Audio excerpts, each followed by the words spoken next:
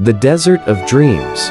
The desert stretched endlessly before Amir, a vast ocean of golden sand that shimmered under the merciless sun. For many, this land was a place of emptiness and despair. But for Amir, it was a place of possibility, a silent teacher that tested endurance, patience, and the will to survive. Amir was the son of a nomadic family that had roamed the desert for generations. They lived in tents, moved with the seasons, and depended on camels and goats for survival.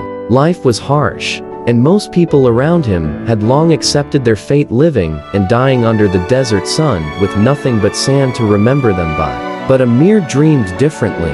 As a child, he would sit on the highest dune at night, staring at the stars scattered across the endless black sky. The desert was silent, but his heart was loud with ambition. He didn't want to merely survive, he wanted to build, to grow, to create something that would outlast him.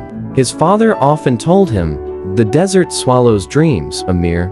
It takes from the hopeful and gives nothing back." But Amir's reply was always the same.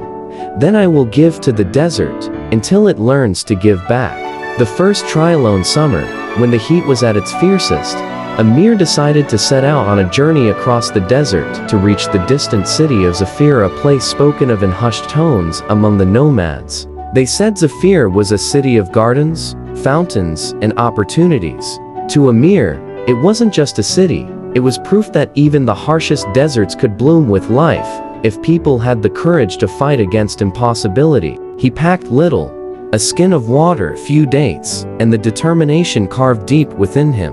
His family thought he was foolish, but Amir's mother placed her hand on his shoulder and whispered, "If anyone can make the desert listen, it's you." For days, Amir walked.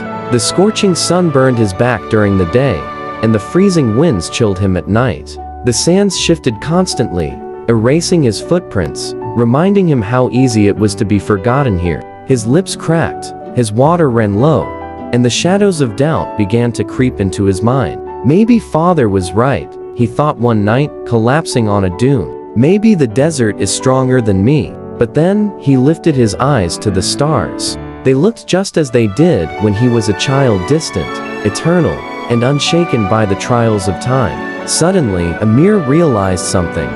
The desert was not his enemy. It was his teacher. It wanted to see how much he could endure, how deeply he believed in his dream. So Amir rose, dusted the sand from his face, and whispered to the desert, "You will not break me. I will cross you, and I will make you remember my footsteps." Would you like me to continue with part 2 next? 600,700 words right now, so we can gradually reach the full 300 word desert motivational story.